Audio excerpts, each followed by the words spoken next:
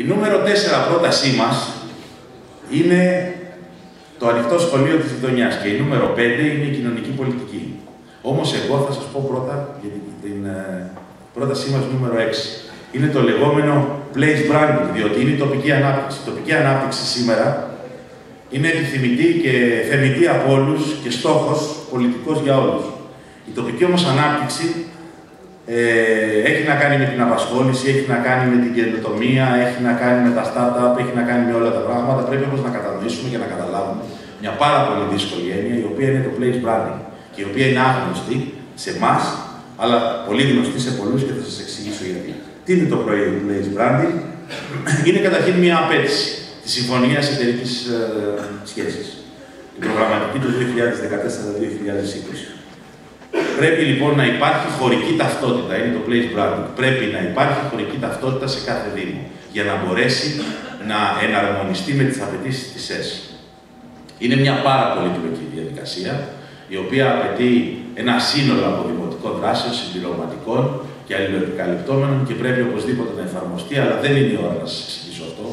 Αυτό που θέλω να κρατήσετε είναι ότι το place branding είναι μια εξειδίκευση. Είναι κάτι το οποίο αναπτύσσει ως εξειδίκευση και μοναδικότητα ένας Δήμος και αυτό του δίνει μια παγκόσμια φήμη. Δηλαδή, ταυτίζεται το όνομά της, το place branding, ταυτίζεται το όνομά της με την εξειδίκευση που υπάρχει σε αυτό το Δήμο.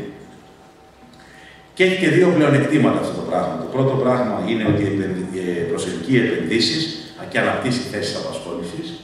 Και το δεύτερο είναι ότι δικτυώνει το Δήμο. Δικτυώνει το Δήμο σε ευρωπαϊκό καταρχήν επίπεδο, αλλά και σε παγκόσμιο. Κάθε επιτυχημένη εφαρμογή μπορεί να γίνει ανταλλαγή εμπειριών και τεχνογνωσίας με κάθε άλλη πόλη, Δήμο του κόσμου. Με το place branding παίρνεις μόρια, για να το πω έτσι κατανοητά, με το οποίο σε προσεγγίζουν όλοι οι Δήμοι του κόσμου και όλοι οι Δήμοι της Ευρώπης. Και τι κάνεις?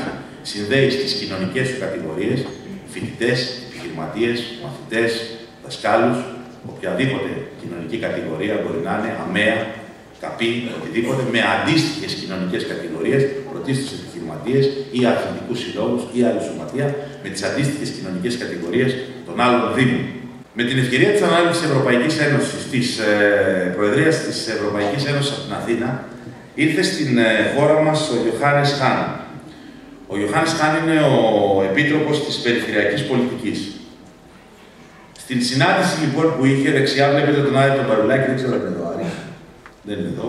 Ο Άρης ο Παρουλάκης είναι ο υπεύθυνος της ελληνικής αντιπροσωπείας της Ευρώπης στην Ελλάδα, είναι συντοπίτη μας, μένει στην οδό Θεσσαλονίκης και καλό είναι να τον αξιοποιήσουμε και ως Δήμος. Λοιπόν, στην συνάντηση αυτή λοιπόν οι δήμαρχοι και οι περιφερειάρχες ζητούσαν επιμόνως από τον κύριο Χάν να αυξήσει τα κονδύλια για τις επιδοτήσεις και τις κατανομές στη χώρα μας για τους Δήμους και τις περιφέρειες. Ο κύριος Χάν λοιπόν τι τους είπε? Τους λέει ότι αρνήθηκε βέβαια οποιαδήποτε αύξηση κατανομής και τους είπε ότι μα υπάρχει η πλατφόρμα S3.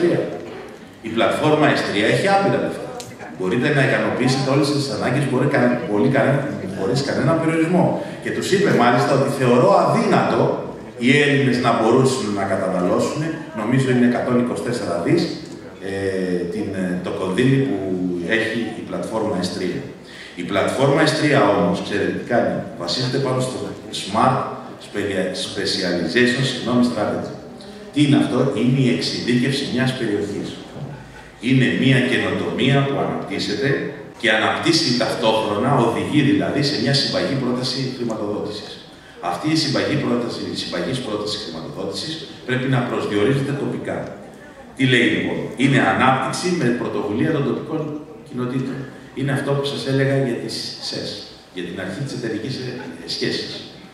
Οι τοπικές κοινότητες πρέπει να την αναπτύξουν την πρωτοβουλία. Γι' αυτό και ο Δήμος, για να τεκμηριώσει την ανάγκη του, πρέπει να έχει τη μαρτυρία και την αίσθηση των τοπικών κοινοτήτων. Πρέπει επίσης να είναι ολοκληρωμένη εδαφική επένδυση. Τι σημαίνει ολοκληρωμένη εδαφική επένδυση? Σημαίνει ότι πρέπει να έχει μια προοπτική 20-30 χρόνων, να μην είναι κάτι το αποσπασματικό και το στιγμιαίο και αυτό να προσδιορίζεται σε εδαφικό, χωρικά. Δηλαδή, να ξέρεις ότι αυτή η επένδυση, αυτό το έργο, αυτή η δράση θα γίνει σε ένα συγκεκριμένο χώρο, Δήμο ή Δήμους μαζί. Και τέλος, πρέπει να είναι μια ολοκληρωμένη βιώσιμη αστική ανάπτυξη. Το Το είπαμε, το βιώσιμο τι σημαίνει να μην τρως πόρους του σήμερα, του αύριο, για να κάνεις κάτι σήμερα. Σημαίνει να τρως πόρους οι οποίοι θα μπορούσαν αενάως μέσα στην αρχή της αειφορίας να υπάρχουν. Και όλα αυτά με την εξειδίκευση και την ιδιαίτερη φήμη. Λοιπόν, στο ίντερνετ υπάρχουν χιλιάδες σελίδες για το branding που μπορεί να βρει κανένας. Και εμείς λοιπόν κάνουμε μια μικρή πρόταση, το mountain bike, στα πλαίσια του πρότυπου σχεδίου ποδηλατικού τουρισμού, που θα μπορούσε να είναι μια χωρική ταυτότητα. Όπως επίσης υπόλοιπων στρατηγών. Η ανάπτυξη στρατηγικών μελετών στο Δήμο μας, οι οποίες θα μπορούσαν να έχουν εφαρμογή στον πολιτισμό, στην ιστορία, στην θεωρία των παιχνίων, στις επιχειρήσεις, ακόμα και στις αθλητικές ομάδες. Στρατηγική υπάρχει παντού.